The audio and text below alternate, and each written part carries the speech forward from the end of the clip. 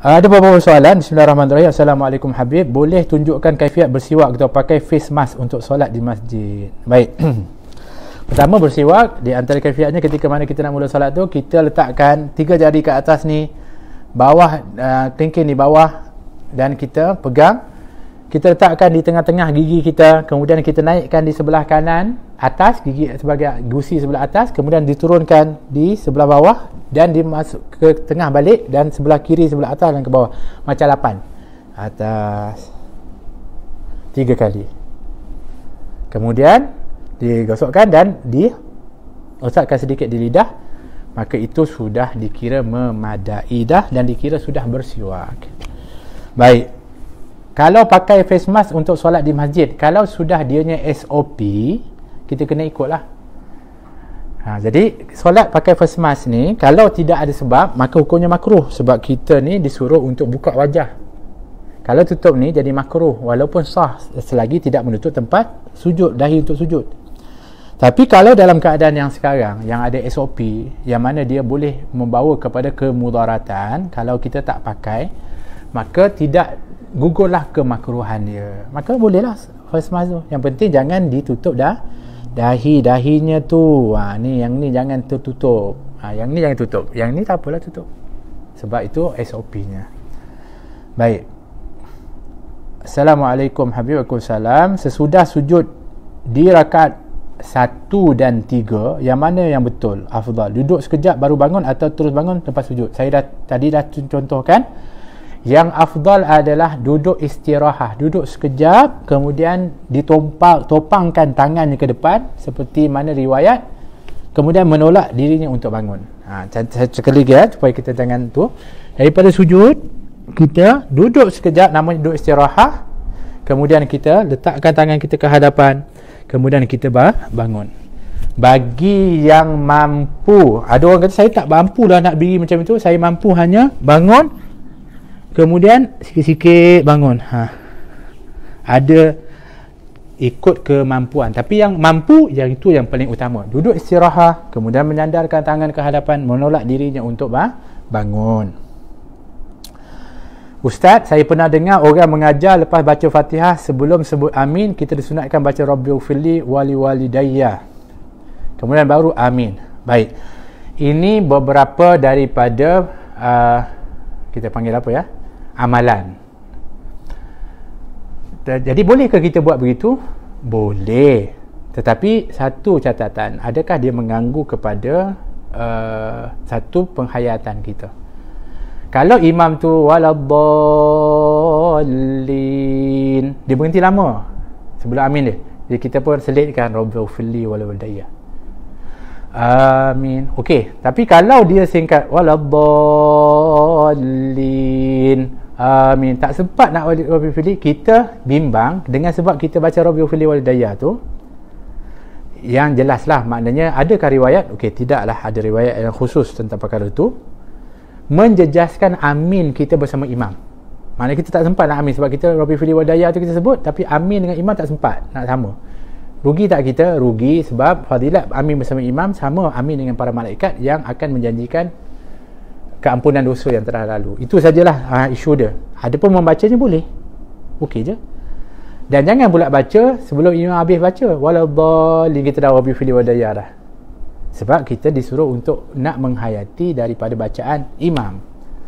Jadi tengoklah kesesuaian dia. Jadi kalau kita baca seorang-seorang, okeylah, kan begitu. Baik, jadi tak salah, tapi kena melihat keutamaan.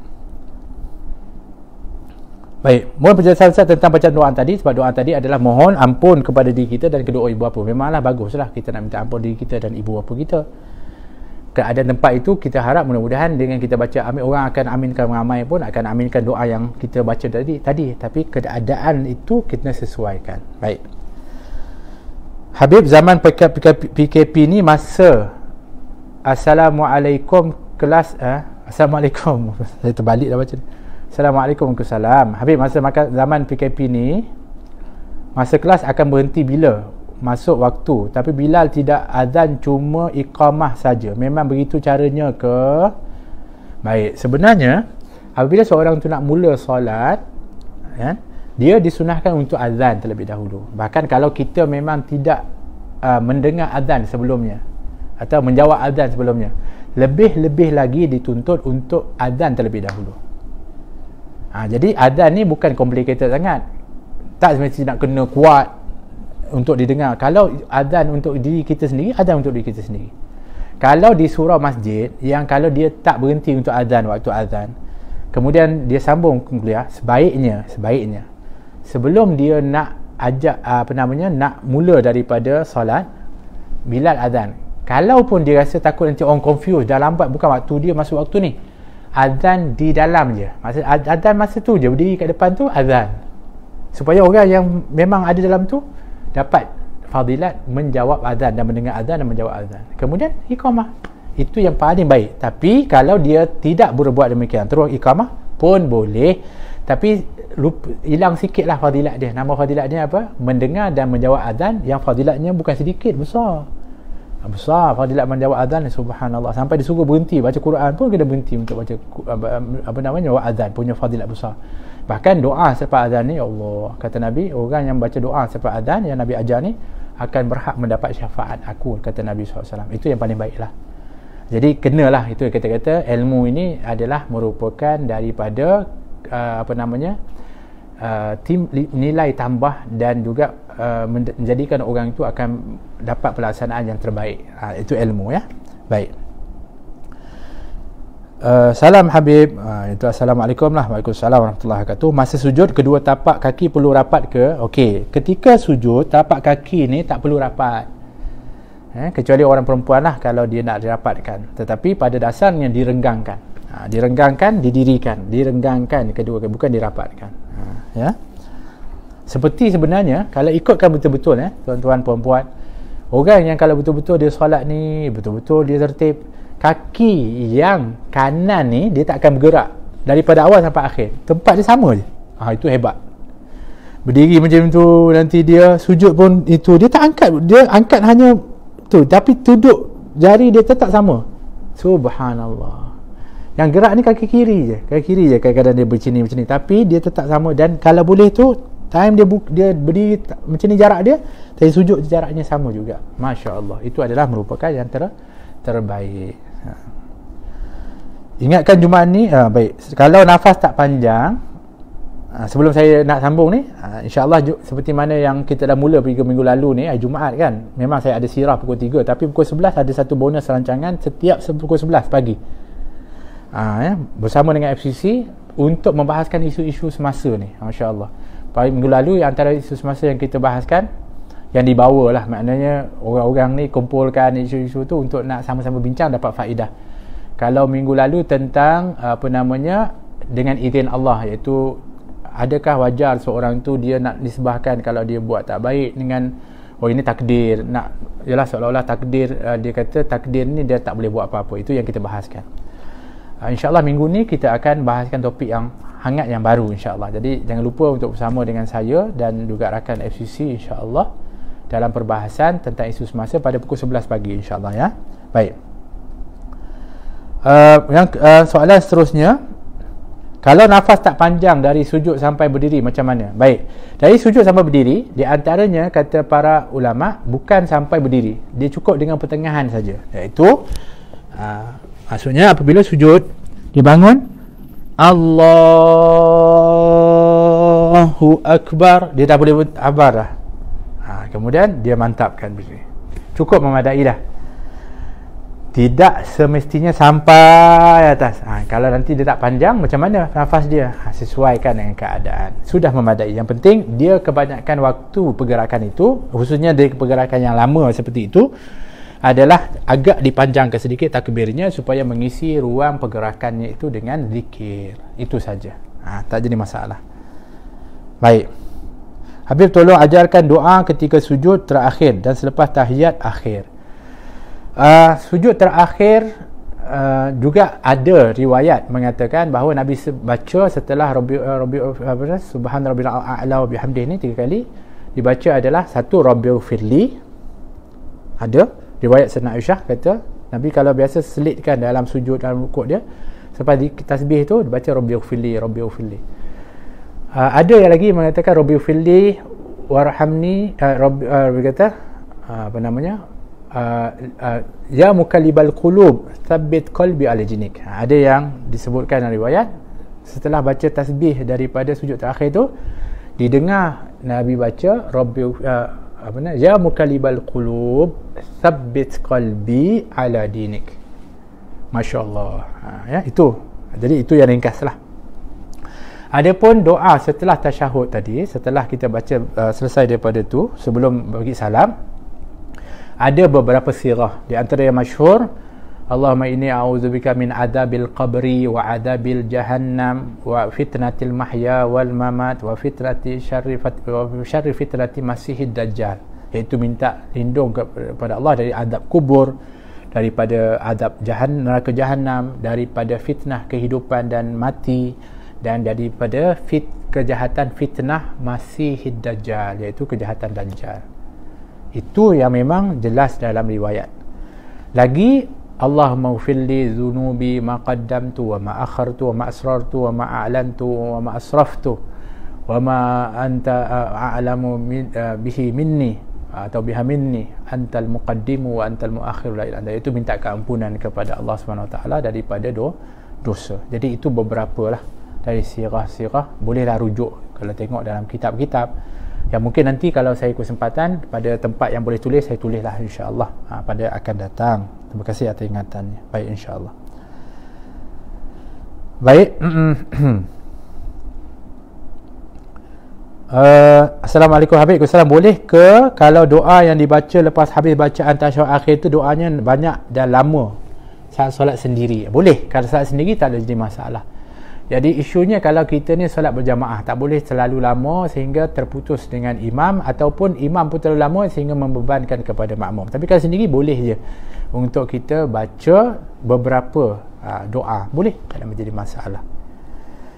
Dan kalau tak tahu dalam bahasa Arab, dibaca dalam hati, jadi kita akan diam lama. Boleh ke? Boleh. Yang penting adalah dibaca dalam keadaan kita berdoa, bukan lalai. Ya, boleh.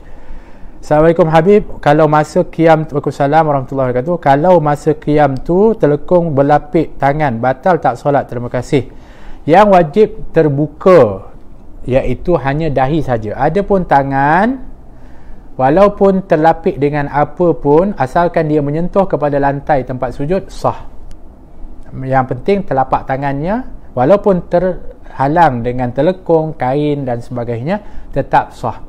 Yang tak boleh adalah dahi. Dahi kalau telekung kita ke depan, kita sujud atas telekung kita, maka tak sah solat kita. Kalau telekung orang lain, sah, sebab itu bukan telekung sendiri. Tapi tangan, lutut dan kaki tidak menjadi masalah. Itu beza dia. Baik. Assalamualaikum Habib. Waalaikumsalam warahmatullahi. Jika kita solat di depan Kaabah, adakah lebih baik kita terus melihat Kaabah semasa solat atau lihat di tempat sujud? Tetap juga yang afdal adalah melihat ke tempat sujud. Betul, melihat Kaabah itu ibadah. Melihat Kaabah dapat disebutkan dapat 20 rahmat. Kata Nabi SAW, sesungguhnya setiap waktu ada 120 rahmat yang diturunkan oleh Allah di Kaabah.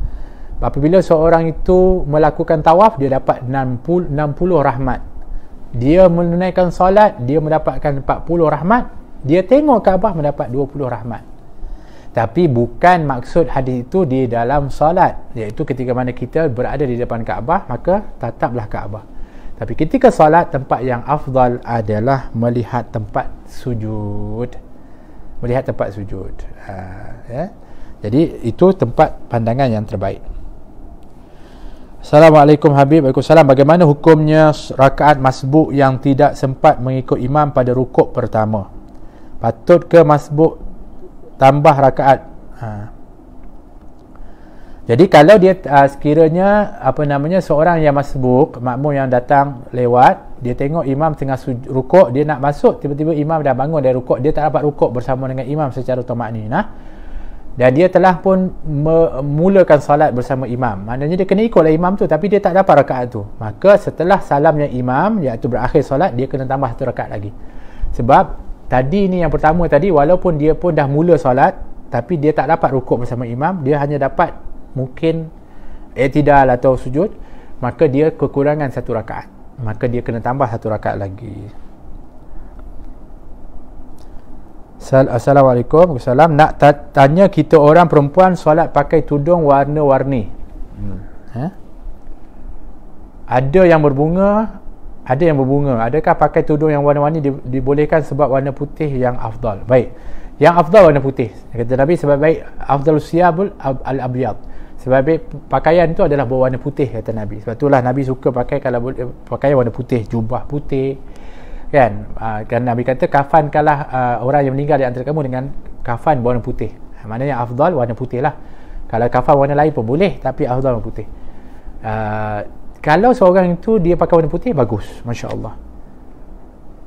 Tapi kalau dia tak pakai warna putih pun boleh, tak menjadi masalah. Dan biasanya biasa orang perempuan pilih kalau di luar, di negara Arab, warna hitam. Di antara sebab warna hitam supaya lebih lagi, dia satu selamat daripada kalau jarang, kalau mungkin nampak tembus dan sebagainya, satu hikmah.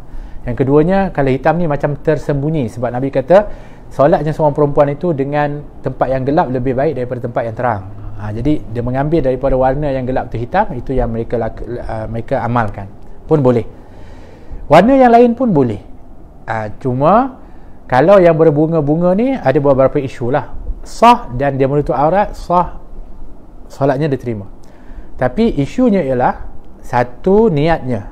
Kalau niat dia nak apa namanya, nak sombong kat orang, aku hebat, tak bagus lah pakaian dia. Memang dianjurkan untuk kita bercantik-cantik ketika solat, betul. Tapi jangan sampai satu isunya mengganggu orang lain. Takutlah bunga-bunga terlalu sangat, orang yang solat dengan kita ni akan tak khusyuk tengok pakaian kita. Jadi menjaga apa namanya, daripada orang lain terganggu pun utama juga. Macamlah orang lelaki pun minta maaf, orang lelaki nak solat ni, dia kena pakai pakaian, janganlah ada yang, saya pernah minta maaf, saya sendiri pengalaman, pernah solat di belakang seorang pemuda yang solat, bukan salah, bagus, saya cukup kagum. Dalam keadaan macam mana pun dia, berpakaian macam mana pun dia solat, Masya Allah, bagus, berjemaah pula.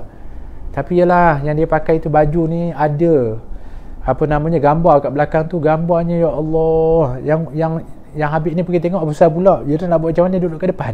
Memanglah nak tengok ikat sujud, tapi masa semula-mula nak solat tu kan kita tengok orang dululah, tengok kat depan, tengok jarak keadaan, dah ternampak pula. Apa yang dia pakai ni, pakaian dia pula, gambar dia, ya Allah, yang apa ni, orang yang tak senonoh. Jadi itulah kita kata sangat-sangat boleh mengganggu lah. Jadi bukan salah dia solat, jangan larang, janganlah, sebab tu kita tak pergi marah dia, tak. Sebab takut nanti dia kata, dah lah aku nak solat pun dah kena marah pula. Tak nak.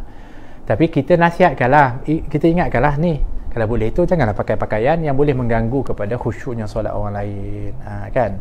Jadi dalam kes apa namanya, telekung, bunga dan sebagainya, kalau dia menjadi satu kebiasaan adat, di antara contoh saya beritahu ya, Afrika ni kalau pakai pakaian dia warna-warni, memang itu adat dia, dan mungkin orang pandang tu macam biasa je orang dia, itu adat dia lah, tak ada. Okey, tengok masyarakat kita macam mana. Kalau biasalah dia. Kalau dianya adalah outstanding yang menyebabkan nanti akan mengganggu, itu kalau boleh dielakkan adalah yang lebih baik. Tapi afdal memang warna putih. Dalam pakaian warna putih adalah afdal. Tapi kalau warna hitam itu melindungi adalah terbaik. Okey, baik. Bagaimana dengan solat sunat untuk pengantin yang baru lepas dinikahkan? Dan jelaskan cara kaedahnya atau buat sujud syukur saja dah memadai. Okey. Satu, solat selepas daripada akad nikah. Kalau solat itu solat mutlak, asalnya ada solat sunat mutlak untuk menzahirkan rasa syukur, boleh. Tapi satu kita kena faham, kalau solatnya lepas asar, maknanya dia dah solat asar, lepas tu akad nikah lepas asar, dah tak ada solat sunat lagi. Kalau dia solat itu adalah hukumnya adalah makruh tahrim, tak boleh solat, bukan waktu haram untuk solat tu. Tapi kerana nak ikut adat orang biasa solat lepas nikah, salah tempat.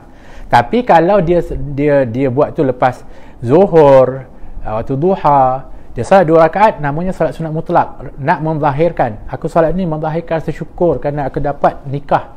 Okey, 2 rakaat. Wasta'inu bisabri wassalah, boleh je. Okey, kalau tidak dia nak buat tu, dia sujud syukur pun sudah memadai untuk menzahirkan syukur. Boleh menzahirkan syukur dengan melaksanakan solat, namanya solat sunat mutlak, tapi niatnya untuk menzahirkan syukur. Atau dia tidak buat sepenuhnya solat 2 rakaat, dia hanya buat dengan sujud syukur, dengan takbir Allah, terus sujud syukur menghadap kiblat, dan setelah itu dia Assalamualaikum warahmatullahi dengan keadaan berwuduk pun boleh. 2 pilihan. Kalau nak solat betul-betul dan sujud syukur, waktunya bukan waktu haram. Dia kena tahu waktunya, itu je. Jadi boleh ke solat lepas nikah? Boleh solat sunat, namanya solat sunat mutlak, boleh. Ada orang kata solat sunat nikah, selepas akad nikah, itu jenama saja, tapi nama asalnya adalah solat sunat mutlak. Baik, ada imam baca doa perlahan, makmum di belakang tak dengar, apa pendapat Tuan Habib? Kalau begitu, kalau kita memang tak dengar, kita boleh baca doa kita sendiri, tak jadi masalah. Tapi kalau kita sangka baik, husnuzan kepada imam, mesti bacaan dia untuk kita sama-sama, kita aminkan, insya-Allah mudah-mudahan dapatlah amin berjamaah dan dikabulkan. Tapi kalau kita bimbang, entah apa dia baca ni, takut dia doa untuk apa-apa ke, boleh je kita doa sendiri, tak ada masalah kalau kita tak dengar. Tapi kalau dengar, lebih baik untuk kita hayati dan kita aminkan. Jika rambut panjang, tapi kalau bagusnya imam ni kalau nak doa bersama-sama, kalau boleh tu angkatlah sedikit suara supaya makmum pun dapat penghayatan dan faham dan dapat aminkan. Adakah memadai bersiwak selepas berwuduk saja, bukan sejurus selepas solat? Untuk lepas wuduk ada riwayat satu part dapat ganjaran hebat ketika wuduk, dan sebelum solat pun ada 1 part, maknanya kena 2 kali. Kalau 1 dapat fadilat 1 je, kalau 2 maknanya dapat sepenuhnya, dapat fadilat siwak sebelum wuduk dan dapat fadilat sebelum solat. Fadilat bersiwak sebelum wuduk tidak sama dengan fadilat sebelum bersiwak sebelum solat. Itu hanya untuk wuduk, yang ini untuk solat. Jadi itu ada. Sebab tu kalau boleh kita buat kedua-duanya. Jika rambut panjang, bagaimana ya untuk lelaki dalam solat? Adakah ada orang kata tidak elok untuk ikat rambut yang panjang semasa solat? Jika tak ikat, nanti masa sujud dahi tertutup dengan rambut. Mohon pencerahan Habib. Terima kasih. Satu, pertama, rambut bagi orang lelaki ni dia tak boleh terlalu panjang. Kalau paling panjang pun seperti mana disebutkan dalam sunnah dan juga daripada rambut Nabi adalah sampai ke bahu saja, ke atas bahu. Tak boleh panjang sangat.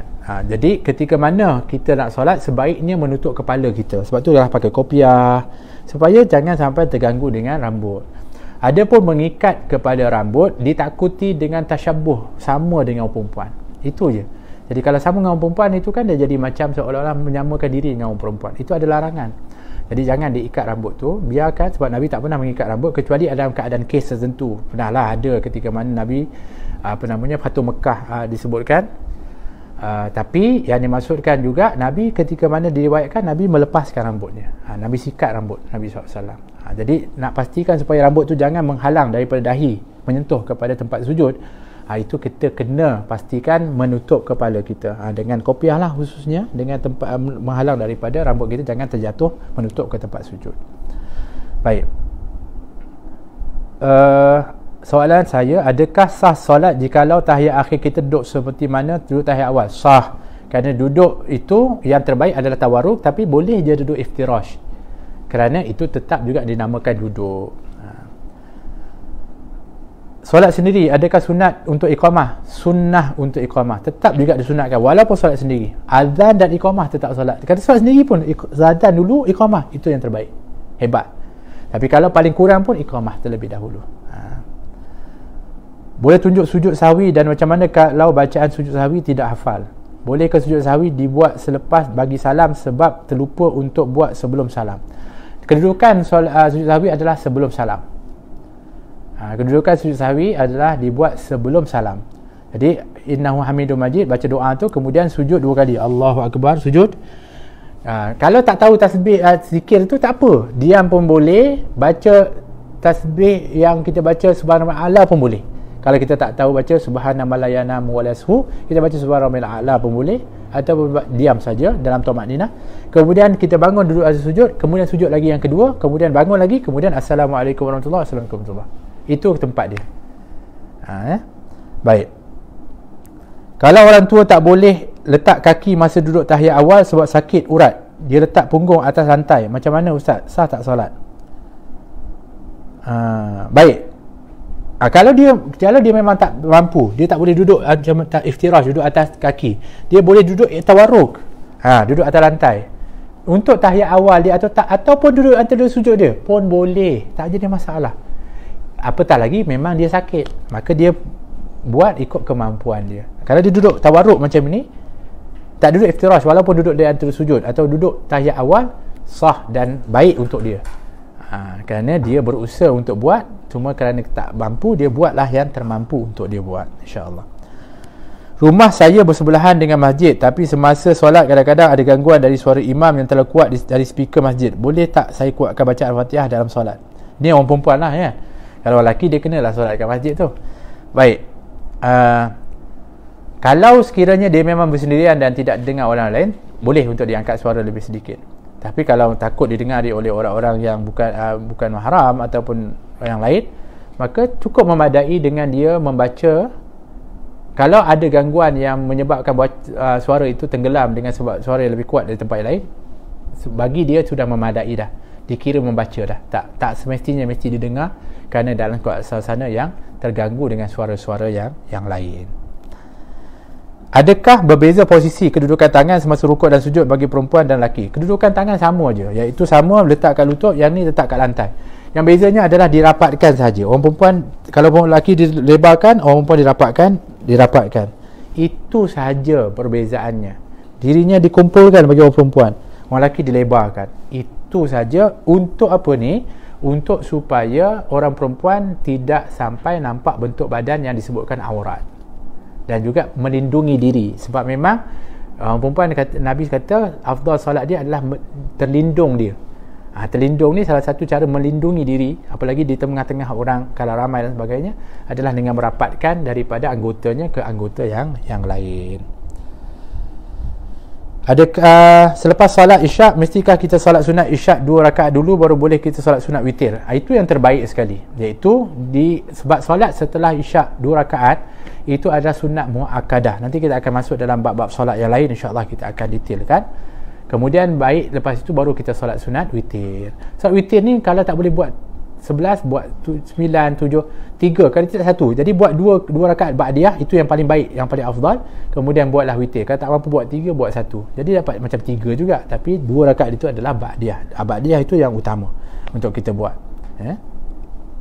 Sunat tak jatuhkan tangan kemudian baru takbir untuk rukuk? Sunat tak jatuhkan dulu tangan kemudian baru takbir untuk rukuk? Tak, kalau sebaiknya adalah dengan terus mengangkat daripada ni, terus Allahu Akbar rukuk, bukannya Allahu Akbar, tak, terus daripada tempat kita qiyam ni, tangan ni terus angkat Allahu Akbar rukuk, tidak menjatuhkan terlebih dahulu. Bagaimana solat qada fardu yang telah lama ditinggalkan, contoh sudah 15 tahun baru hari ini hendak diqada, adakah boleh solat dengan duduk seandainya ada keuzuran? Pada dasarnya dia kena solat secara sempurna, tapi kalau dia uzur, ya solatnya adalah mengikut kemampuan dia. Kalau dia memang dah tak mampu berdiri, tak kuat dah, dia boleh duduk. Tapi solat fardu asalnya mesti berdiri, itu adalah rukun asal dia. Kalau tak mampu baru dia duduk. Tapi ikut keuzur keadaan sekarang, ya. Bolehkah kita sambung bacaan Fatihah selepas sebut amin bersama imam? Ya. Apabila kita dah sebut amin bersama imam, terus kita baca Bismillahirrahmanirrahim, Al-Fatihah teruslah, maksudnya. Itu memang kedudukan yang betul. Bacaan kita. Ustaz, susah nak niat, bolehkah dipejam mata? Okey. Ya, betul, kita ni disunahkan melihat tempat sujud. Tapi kalau memang kita nak, kalau sekiranya menutup mata itu akan menyebabkan kita lebih lagi khusyuk, khususnya ketika permulaan solat tu, maka hukumnya mustahab dia panggil. Mustahab ni adalah dibolehkan. Jadi ketika orang tu tutup mata, Allahu Akbar, boleh, mustahab. Itu hukum dia, boleh, tak jadi masalah. Kalau seorang itu terlepas 2 rukun dari imam, adakah dia kena tambah 1 rakaat atau bagaimana? Kalau dia terlepas atau tertinggal 2 rukun yang panjang, rukun panjang ni maknanya dia tertinggal rukuk, dia tertinggal sujud, dia masih lagi qiyam, masih baca Fatihah lagi, imam dah rukuk, dah i'tidal, dah sujud, dah 2 sujud nak naik ni, dia belum selesai lagi, dia tertinggal 2 rukun yang panjang ni sampai imam dah naik lagi, dia batal, bukan kena tambah, dia batal solatnya. Dia kalau nak ditambah rakaat, maknanya dia tak selesaikan bacaan Al-Fatihah, dia rukuk, dia i'tidal, dia susul imam, maka rakaat yang tadi ni dia tak dapat, sebab dia tak sempurna Al-Fatihah, tapi dia dapat jamaah tu diteruskan. Setelah daripada salam imam, dia sambunglah baki untuk rakaat yang dia tak dapat tadi. Tapi kalau sekiranya dia biarkan imam tu bergerak sampai 2 rakaat dan naik sujud, dia masih lagi baca Fatihah, bukannya dia tak dapat rakaat, dia batal solatnya, terputus ikutannya dengan imam. Okey, baik. Selepas sembahyang isyak, lepas tu solat sunat isyak, solat taubat, solat istikharah dan solat witir, boleh ke Habib? Boleh. Ini solat sunat adalah pilihan kita sendiri, maka boleh perbanyakkan solat, maka tutuplah dia dengan witir. Macam mana nak dapat solat yang betul-betul khusyuk? Kalau sujud akhir kita berdoa dalam hati agak panjang, boleh membatalkan solat tak? Baik. Kalau kita sujud, kalau kita sendiri, kita sujud panjang, tidak membatalkan solat, boleh, asalkan kita masih lagi dalam keadaan mengikut syarat-syaratnya. Cuma tidak dianjurkan dalam solat fardu, khususnya dalam berjamaah. Adapun solat sendirian, Nabi SAW sendiri pun rukuk dan sujudnya panjang, lama, tidak menjadi masalah. Walaupun kita tak lafaz tapi kita doa dalam hati, tapi kita memang bahasa itu berdoa kepada Allah, maknanya kita tak putus dalam keadaan itu untuk khusyuk dan juga mengharap kepada Allah dalam sujud, maka taklah menjejaskan solat. Mana nak dahulukan? Kita dah terlewat, kena terus ikut imam berjamaah, lepas tu buat solat sunat tahiyatul masjid. Kita terus ikut imam, betul. Kalau kita masuk masjid, imam dah berjamaah, dah mula jamaah, ada kita nak buat apa ni? Kita kena masuk berjamaah lah, itu yang afdalnya, yang utama. Tak boleh kita pergi buat solat sunat sendiri pula. Yang mana yang lebih utama? Wajib lah. Wajibnya adalah solat fardu dan berjamaah. Yang ni solat yang tahiyatul masjid, solat qabliyah, itu dah terluput dah. Kita kena terus masuk. Baik, apabila kita terus masuk angkat takbir ikut imam solat jamaah, automatik, ini nama dia, automatik ni, kita sebenarnya mendapatkan ganjaran solat tahiyatul masjid, kerana sejurus masuk masjid terus melaksanakan solat, walaupun solat itu solat fardu, apatah lagi kerana keadaan waktu yang kita hadapi, iaitu solat dah mula. Tapi kalau kita ada masa, baru kita masuk dan solat tahiyatul masjid. Atau kita masuk, tengok ada 3-4 minit yang kita hanya sempat 2 rakaat, maka kita ada pilihan solat tahiyatul masjid ke atau qabliyah ke zuhur ni. Maka yang paling bagus dan paling hebat dan paling bagus kita pilih solatlah qabliyah, niat. Dan ketika mana kita niat qabliyah, kita dapat solat tahiyatul masjid automatik. Tak perlu pun kita solat 2 tahiyat. Tapi kalau kita solat tahiyatul masjid, maka tertinggallah kita solat, tak boleh kita dapat qabliyah. Maka niat qabliyah, dapat tahiyat masjid. Kalau solat jamaah pun dapat tahiyat, tapi tak dapat qabliyah. Tapi itulah keadaan dia, cepat dan lambat kita ketika ke masjid. Baik.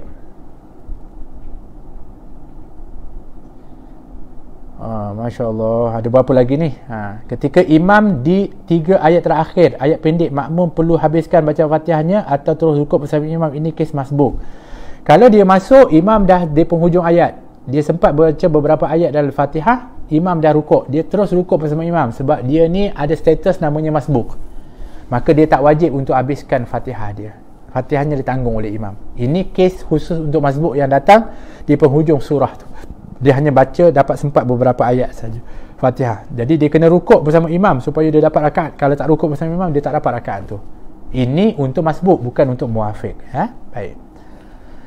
Soalan saya, betulkah dalam satu malam boleh buat 1 kali witir saja? Dan kalau kita takbiratul ihram yang okey, satu memang Nabi kata jangan kamu buat witir tu satu malam 2 kali. Cukup sekali je. Kalau dah buat lepas isyak, kalau bangun tengah malam pun buatlah tanpa witir lagi.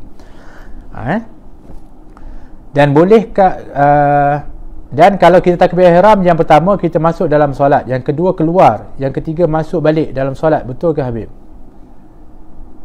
Kalau kita takbiratul ihram, yang pertama kita masuk dalam solat, yang kedua keluar, yang ketiga masuk balik. Apa tu, saya pun tak faham tu.